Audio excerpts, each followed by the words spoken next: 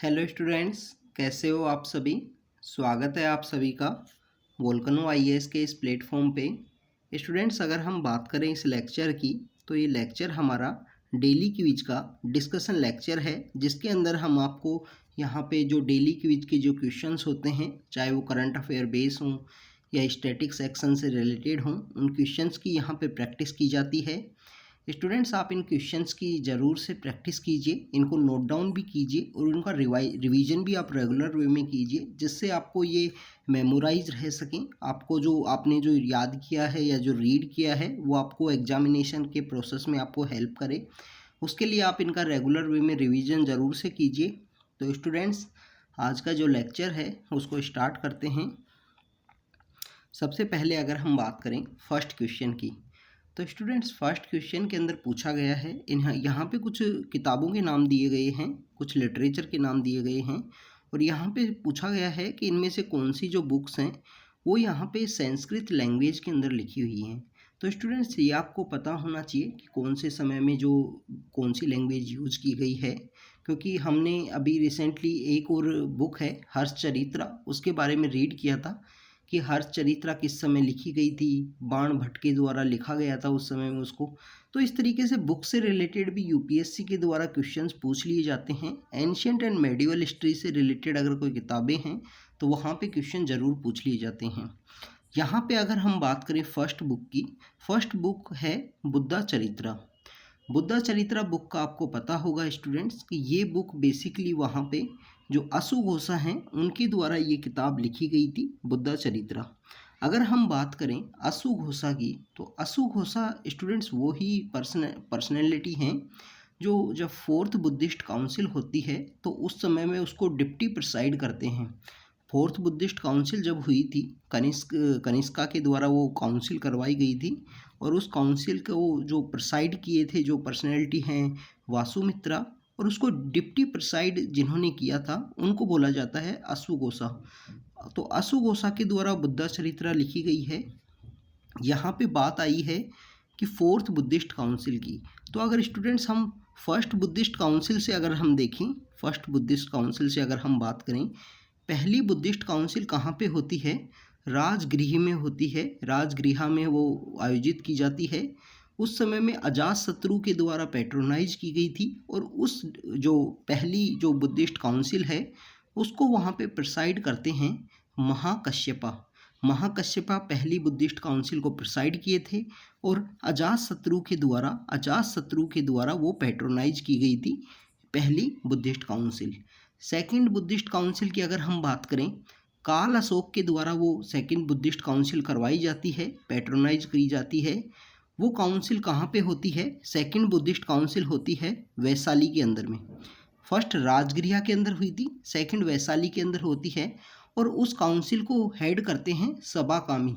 सबाकामी उस काउंसिल को प्रिसाइड करते हैं। थर्ड बुद्धिस्ट काउंसिल की अगर हम बात करें, जिसको अशोक ने करवाया था, अशोक ने उसको पैट्रोनाइज किया था, पाटलिपुत्र के अंदर वो बुद्धिस्ट काउंसिल होती है और उस काउंसिल को मोगाली पिट्टू जो तिस्सा हैं वो इस काउंसिल को प्रिसाइड करते हैं। और जो फोर्थ बुद्धिस्ट काउंसिल है वो कश्मीर के अंदर आयोजित की जाती है।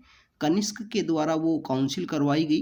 कनिष्क के द्वारा कश्मीर के अंदर काउंसिल होती है और उस काउंसिल को हेड करते हैं वासुमित्रा और उसको डिप्टी प्रिसाइड किया गया था अशुघोषा के द्वारा। और अशुघोषा ने ही संस्कृत के अंदर में ये जो बुद्धा चरित्रा है इस किताब को लिखा है। महावंशा अगर बुक की अगर हम बात करें, महावंशा बुक बेसिकली जो श्रीलंका के जो किंग्स हैं, जो श्रीलंका का जो किंग्स हैं उनका बेसिकली एक क्रॉनिकल बुक है, उनके बारे में मेंशन किया गया है। और ये महावंशा जो किताब है ये बेसिकली जो पाली लैंग्वेज है, पाली के अंदर इसको लिखा गया है। अगर हम बात करें ललित विस्तारा की, तो ललित विस्तारा जो किताब है ये आपको महायाना बुद्धिज्म से रिलेटेड है और ये भी संस्कृत के अंदर ही लिखा गया था। स्टूडेंट्स, महायाना बुद्धिज्म और हीनयान बुद्धिज्म के अंदर में जो सेपरेशन होता है वो फोर्थ बुद्धिस्ट काउंसिल के अंदर जाके होता है। तो आप देखिए, जब तक संस्कृत लैंग्वेज है वो प्रचलित में आ चुकी थी, उसको यूज किया गया था। बुद्धा चरित्रा जो किताब है वो भी फोर्थ बुद्धिस्ट काउंसिल के समय ही लिखा गया था। समय में मीन्स ये नहीं है कि काउंसिल के दौरान लिखा गया था। समय मीन्स द उस समय में जो प्रिसाइड ऑफिसर हैं, जो उसके डिप्टी प्रिसाइड ऑफिसर हैं असु घोषा, उनके द्वारा वो किताब लिखी गई। डेट शोज द उसी टाइम में एरा के अराउंड वो किताब लिखी गई होगी। तो ये शो करता है कि ये संस्कृत लैंग्वेज थी। संस्कृत लैंग्वेज की अगर हम बात करें तो आप देखिए कि इसके जो फाउंडर हैं, इसकी जो ग्रामर जिन्होंने इसकी एक ग्रामर की जो किताब है, जो अष्टाध्यायी जिसको बोलते हैं, वो पाणिनि ने लिखी है। इसके अलावा अगर हम बात करें कि बहुत सारे ऐसे किंग्स हैं जिनके अगर इंस्क्रिप्शन है वहाँ पे भी हमको संस्कृत लैंग्वेज है उसका मेंशन मिलता है।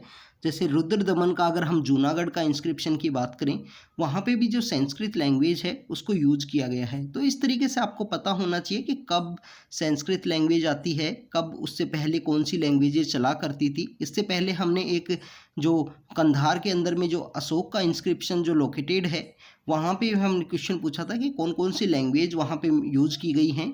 तो इस तरीके से आपको पता होना चाहिए। ये काफ़ी जो एनसीईआरटीज़ हैं, जो किताबें, जो भी स्टैंडर्ड बुक आप रेफ़र करते हो एंशिएंट एंड मेडिवल के अंदर, उन सभी के अंदर दिया गया है, उन सभी के अंदर मेंशन होता है यहाँ पे।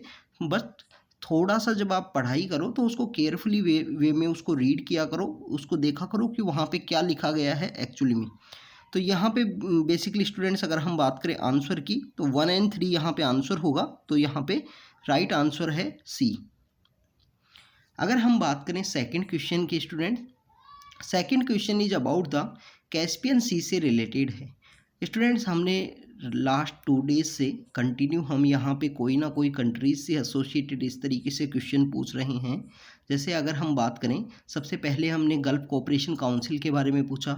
उसके जो 6 कंट्री उसके मेंबर्स हैं, जैसे बहरीन है, कुवैत है, ओमान है, कतर है, सऊदी अरेबिया है एंड यूनाइटेड अरब अमीरात है। तो ये जो 6 कंट्री हैं वो गल्फ कोऑपरेशन काउंसिल से रिलेटेड हैं, जिसको 1981 के समय में इस्टेब्लिश किया गया था।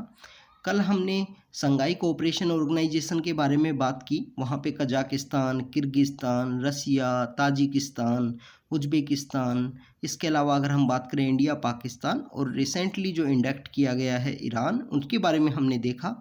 आज हम बात करने वाले हैं कैस्पियन सी की, कि कैस्पियन सी को जो सराउंडेड कौन कौन से कंट्री करते हैं। स्टूडेंट, कैस्पियन सी का जो बाउंड्री जो कंट्री शेयर करते हैं उसको याद करने का एक तरीका है तारीख। तारीख बेसिकली तुर्कमेनिस्तान है, वो सेंट्रल एशियन कंट्री जो यहाँ पे एससीओ के अंदर नहीं है। तो तुर्कमेनिस्तान वहाँ एससीओ के अंदर नहीं था, ये हमने कल भी देखा था। तो तुर्कमेनिस्तान, ए से अजरबैजान, आर से रसिया, आई से ईरान और के से कजाकिस्तान, ये 5 कंट्री हैं जो कैस्पियन सी को बाउंड्री अपनी शेयर करते हैं। स्टूडेंट्स आप देखिए यहाँ पे ए से अजरबैजान है। अजरबैजान वही कंट्री है जिसका अजरबैजान और आर्मेनिया का जो कन्फ्लिक्ट है 2020 के समय में चला था। उनके बीच में जो कन्फ्लिक्टेड एरिया है वो नागोर्नो कराबाख के नाम से उसको जाना जाता है। वो एक कन्फ्लिक्टेड एरिया था आर्मेनिया और अजरबैजान के बीच में। तो तुर्कमेनिस्तान, अजरबैजान, रसिया, ईरान और कजाकिस्तान, ये 5 कंट्री हैं जो यहाँ पे इसको शेयर करते हैं अपनी बाउंड्री कैस्पियन सी के साथ में। तो आप देखिए कि इंडिया यहाँ पे नहीं होगा, तो इंडिया को जैसे ही आप एलिमिनेट करोगे तो डी आपका आंसर यहाँ पे बनता है। ए ओनली भी करेक्ट है, बट जो मोर करेक्ट आंसर हमको चूज करना होता है, जो यहाँ पे मैक्सिमम आंसर करेक्ट हो, तो यहाँ पे जो राइट आंसर होगा वो डी आंसर होगा कि तुर्कमेनिस्तान, ईरान और रसिया कैस्पियन सी से अपनी बाउंड्री हैं वो शेयर करते हैं। स्टूडेंट्स अगर हम बात करें नेक्स्ट क्वेश्चन की, next question is about the man and biosphere programme से रिलेटेड है। मैन एंड बायोस्फीयर प्रोग्राम 1971 के समय में स्टार्ट किया गया था। ये बेसिकली जो पीपल्स का जो इन्वायरमेंट के साथ में जो रिलेशनशिप है उसको इम्प्रूव करने से रिलेटेड है। आप देखिए कि अभी रिसेंटली जो वर्ल्ड इन्वायरमेंट डे आता है 5 जून को जो सेलिब्रेट किया जाता है, उसी दिन हमारे जो ऑनरेबल प्राइम मिनिस्टर हैं या हमारी जो मिनिस्ट्री है इन्वायरमेंट से रिलेटेड, उनके द्वारा एक प्रोग्राम लॉन्च किया गया था लाइफ। लाइफ बेसिकली क्या बताता है कि हमारी जो लाइफ स्टाइल है वो इस तरीके से होनी चाहिए जिससे इन्वायरमेंट का जो कम से कम यहाँ पे डिग्रेडेशन हो, कम से कम इन्वायरमेंट को इफ़ेक्ट हो। और इस कॉन्सेप्ट को आप देखिए कि हमारे जितने भी मिनिस्टर्स लोग हैं इंटरनेशनल फोरम या प्लेटफॉर्म पे इस कॉन्सेप्ट को प्रमोट कर रहे हैं। इंडिया के द्वारा ये स्टार्ट किया गया था। तो मैन एंड बायोस्फीयर जो प्रोग्राम है उसके बिहाइंड में भी रीज़न यही था कि बायोस्फीयर का अवेयरनेस लोगों को आए, लोग वहाँ पे हमारी जो फॉरेस्ट लाइफ है उसके बारे में जानें। तो ये यहाँ पे रिलेशनशिप इम्प्रूवमेंट के लिए 1971 में ये स्टार्ट किया गया था प्रोग्राम। अगर हम बात करें आज जो 3 नवंबर है, 3 नवंबर को international day of biosphere reserve के रूप में सेलिब्रेट किया जाता है हर साल। तो ये मैन एंड बायोस्फीयर रिजर्व जो प्रोग्राम जब लॉन्च किया गया तो ये लॉन्च किया गया था यूनेस्को के द्वारा। स्टूडेंट्स यहाँ पे आप याद रखना 1971 में जब ये प्रोग्राम लॉन्च किया गया, ये यूनेस्को के द्वारा लॉन्च किया गया था। और नीलगिरी बायोस्फीयर रिजर्व जो है इंडिया का सदर्न एरिया में located Nilgiri biosphere reserve India का पहला बायोस्फीयर रिजर्व है जिसको यहाँ पे रिकॉग्नाइज किया गया है यूनेस्को के द्वारा। यूनेस्को के द्वारा world network of biosphere reserve है वो प्रोग्राम भी चलाया जाता है। अभी रिसेंटली यूनेस्को के द्वारा man and biosphere reserve programme के अंडर ही यहाँ पे एक प्रोग्राम और लॉन्च किया गया है हिमालयन इकोसिस्टम के लिए। तो यहाँ पे लॉन्च किया गया है वर्ल्ड नेटवर्क ऑफ जो हिमालयन एरियाज़ हैं, जो माउंटेनियस एरिया हैं उसके बायोस्फीयर रिजर्व के लिए। आप देखिए कि हमारे इंडिया का जो हिमालयन इकोसिस्टम है वहाँ पे आपको नंदा देवी जो फ्लावर्स वैली के रूप में जिसको जाना जाता है वो उससे रिलेटेड एक बायोस्फीयर रिजर्व है। नंदा देवी बायोस्फीयर रिजर्व है इंडिया के अंदर जो उत्तराखंड के अंदर लोकेटेड है। कंचनजंगा बायोस्फीयर रिजर्व भी इंडिया के अंदर है और यूनेस्को की मिक्स कैटेगरी के अंदर उसको हेरिटेज साइट के रूप में भी रखा गया है। तो इस तरीके से हिमालयन इकोसिस्टम के अंदर भी हमारे यहाँ पे 2 बायोस्फीयर रिजर्व हैं।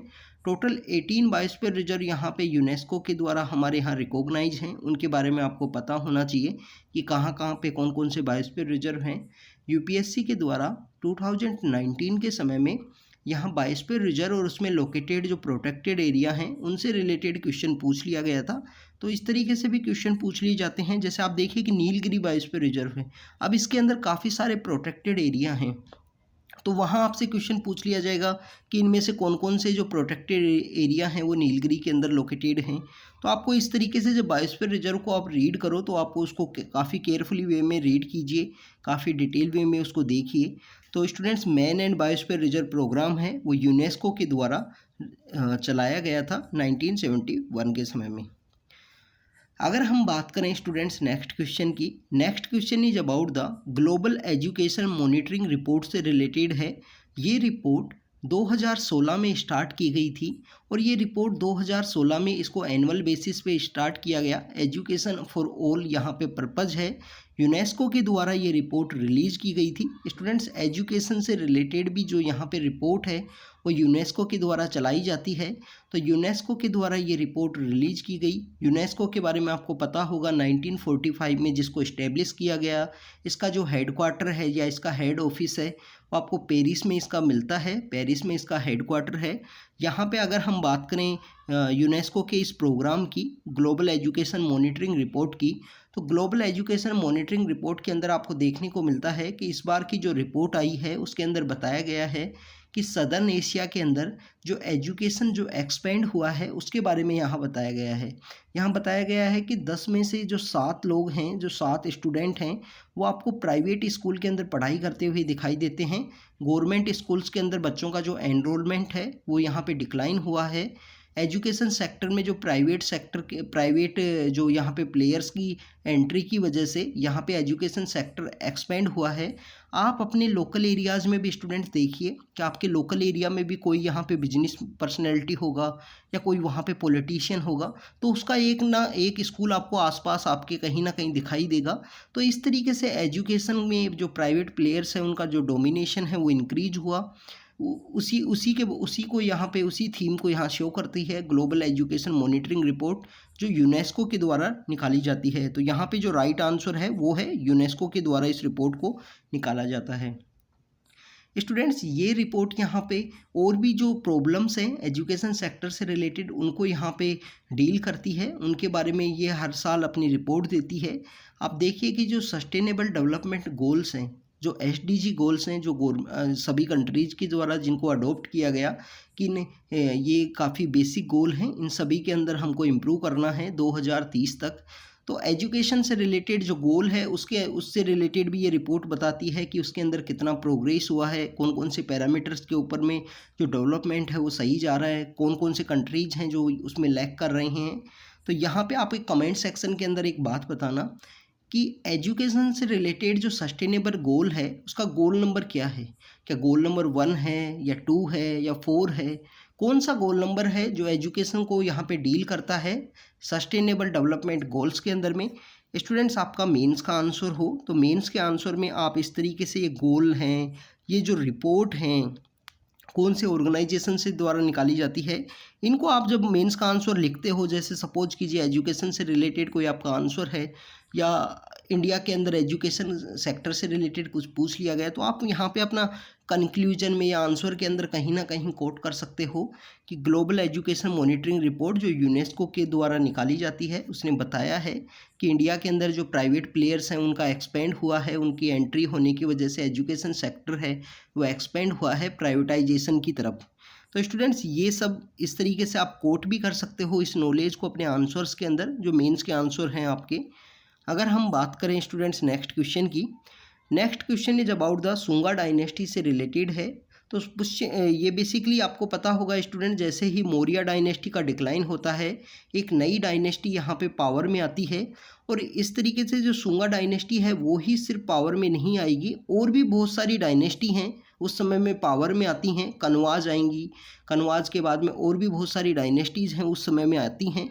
हमने जो 6th क्लास की जो NCERT को जब रीड किया था उस समय भी इसको काफ़ी डिटेल में किया था कि कैसे जब एक बड़ा एम्पायर डिक्लाइन होता है तो वहाँ पे जो सबऑर्डिनेट एरियाज़ में जो वहाँ पे जो छोटी छोटी डायनेस्टीज़ हैं वो पावर के अंदर में आती हैं। तो सुंगा डायनेस्टी यहाँ पे पावर के अंदर आती है। इसके जो बेसिकली अगर हम बात करें जो कमांडर इन चीफ होते हैं मौर्याज के, वहाँ के उनके लास्ट रूलर जो होते हैं बृहदर्थ की डेथ करने के बाद में वो उनकी असैसिनेशन कर दिया जाता है। इसके सुंगा डायनेस्टी के जो फाउंडर हैं पुष्यमित्र सुंग जिनको बोला जाता है, पुष्यमित्र सुंगा के द्वारा बृहदर्थ का यहाँ पे असैसिनेशन कर दिया जाता है, उनको यहाँ पे मार दिया जाता है। उसके बाद में ये डायनेस्टी पावर के अंदर आती है। कालिदास जो बेसिकली एक पोइट हैं उनके द्वारा उनका एक नाटक लिखा गया है मालविका अग्निमित्रा। मालविका अग्निमित्रा बेसिकली मालविका एक लेडी हैं, फीमेल कैरेक्टर हैं, और अग्निमित्रा जो यहाँ पे रूलर हैं उनकी लव स्टोरी से बेस है। ये सुंगा डायनेस्टी के रूलर से रिलेटेड जो लव स्टोरी है उससे बेस है उनकी ये किताब है जो ये बेसिकली स्टूडेंट लव स्टोरी है, यहाँ पे मिसप्रिंट हो गया है राइटिंग में। सेकेंड इज अबाउट द कि सुंगा डायनेस्टी के जो रूलर्स थे उन्होंने यहाँ पे जो संस्कृत लैंग्वेज है उसका यहाँ पे ग्रोथ को प्रमोट किया। स्टूडेंट्स आप देखिए कि अशोका के समय में जो मौर्यन डायनेस्टी थी उस समय में वहाँ पे हमको देखने को मिलता है कि कैसे जो बुद्धिज़्म है उसको प्रमोट किया जाता है अशोका के द्वारा, कि अशोका के द्वारा जो बुद्धिज़्म को प्रमोट किया जाता है तो ब्राह्मणिकल जो सेक्ट है उनको यहाँ पे कंटिन्यू नेग्लेक्ट किया जाता है। तो ऐसा भी बताया जाता है कि जो पुष्यमित्र सुंग हैं जो कमांडर इन चीफ होते हैं उनको यहाँ पे जो प्रमोट किया गया था वो ब्राह्मणिकल जो पीपल्स हैं उनके द्वारा इनको प्रमोट किया गया, जो प्रिस्टली क्लास थी उनके द्वारा इनको प्रमोट किया गया था, और उन्हीं के द्वारा फिर ये इस तरीके से यहाँ पे जो लास्ट रूलर होते हैं जो मौर्यन डायनेस्टी के बृहदर्थ उनकी यहाँ पे असैसिनेशन किया जाता है। और उसके बाद में जब पुष्यमित्रा सुंग जब पावर में आएंगे तो यहाँ पे वैष्णव संप्रदाय है, जो वैष्णव सेक्ट है, जो ब्राह्मणिकल ऑर्डर है उसको यहाँ पे प्रमोट करेंगे, संस्कृत लैंग्वेज है उसको भी यहाँ पे प्रमोट किया जाएगा। तो दोनों स्टेटमेंट यहाँ पे करेक्ट है सुंगा डायनेस्टी से रिलेटेड। तो स्टूडेंट्स आज की क्विज के अंदर हमने पुष्यमित्र सुंग के द्वारा जो डायनेस्टी है उसको स्टार्ट किया गया, उसके बारे में देखा, सुंगा डायनेस्टी के बारे में कैसे वो उनके एक राजा होते हैं अग्निमित्रा, उनकी लव स्टोरी है जिसको कालिदास ने अपने जो बुक है उसके अंदर लिखा है। इसके अलावा जो ब्राह्मणिकल ऑर्डर को प्रमोट किए थे, बेसिकली सुंगा डायनेस्टी के जो रूलर थे वो ब्राह्मण से बाय द उनका जो सेक्ट था या उनकी जो कम्युनिटी हुआ करती थी उसके बेसिस पे। इसके अलावा स्टूडेंट्स हमने ग्लोबल एजुकेशन मॉनिटरिंग रिपोर्ट के बारे में देखा जो यहाँ पे यूनेस्को के द्वारा निकाली जाती है, 2016 से एनुअली बेसिस पे निकाली गई है, और इस बार जो एजुकेशन सेक्टर के अंदर एक्सपेंड हुआ है सदर्न एशिया से, उसके बारे में इसने बताया है। आपको यहाँ पे बताना है कि कौन सा सस्टेनेबल डेवलपमेंट गोल है जो एजुकेशन से रिलेटेड है। Man and biosphere reserve programme के बारे में हमने देखा। यहाँ पे हमने देखा कि जो 3 नवंबर है, जिसको international day of biosphere reserve के रूप में सेलिब्रेट किया जाता है, तो वहाँ पे बेसिकली मैब का जो प्रोग्राम है यूनेस्को के द्वारा स्टार्ट किया गया था 1971 के समय में। हमने यहाँ कैस्पियन सी के जो चारों तरफ जो कंट्री हैं, जिसमें तारीख इसका एक निमोनिक है, जिसमें तुर्कमेनिस्तान है, अजरबैजान है, रसिया है, ईरान है और कजाकिस्तान है। तो इन 5 कंट्रीज़ के बारे में देखा। इसके अलावा हमने यहाँ पे देखा कि संस्कृत लैंग्वेज के अंदर में कौन कौन सी जो किताबें हैं वो लिखी गई हैं, जिसमें बुद्धा चरित्रा हैं जो अशुघोषा के द्वारा लिखी गई है, ललित विस्तारा है जो बेसिकली यहाँ पे महायाना बुद्धिज़्म से रिलेटेड है, और हमने यहाँ महावंशा के बारे में देखा जो श्रीलंका के जो किंग्स हैं उनकी क्रोनोलॉजी से रिलेटेड है और पाली लैंग्वेज के अंदर इसको लिखा गया है। तो स्टूडेंट्स, ये आज की क्विज के कुछ क्वेश्चंस थे। आप इनको प्रैक्टिस कीजिए, नोट डाउन कीजिए और रेगुलरली वे में रिवाइज कीजिए जो भी इन्फॉर्मेशन आपको मिलती है। स्टूडेंट्स, अगर आप रेगुलरली किसी भी प्रोग्राम को, किसी भी इनिशिएटिव को या किसी भी बुक को फॉलो करते हो, तो रेगुलरली वे में आप फॉलो करोगे तो आपका वो नॉलेज वहाँ पे एक्सपेंड होगा। जैसे आप देखिएगा, अगर आप रेगुलरली वे में क्विज को अगर आप फॉलो करते हो 2-3 मंथ से, तो ये आपको हेल्प करेगी। बहुत सारे यहाँ पे डाइवर्स क्वेश्चंस आपको देखने को मिलते हैं, बहुत तरीके के आपको यहाँ पे करंट अफेयर से रिलेटेड जो टॉपिक्स हैं वो आपसे छूट गए हैं कहीं ना कहीं रीडिंग से, या वो आपको देखने को मिलेंगे किस तरीके से क्वेश्चन पूछे जा सकते हैं। तो आप जो भी प्रोग्राम फॉलो करते हो उसको रेगुलर वे में फॉलो कीजिए, कंटिन्यू आप देखते रहिए। Thank you students, thank you very much.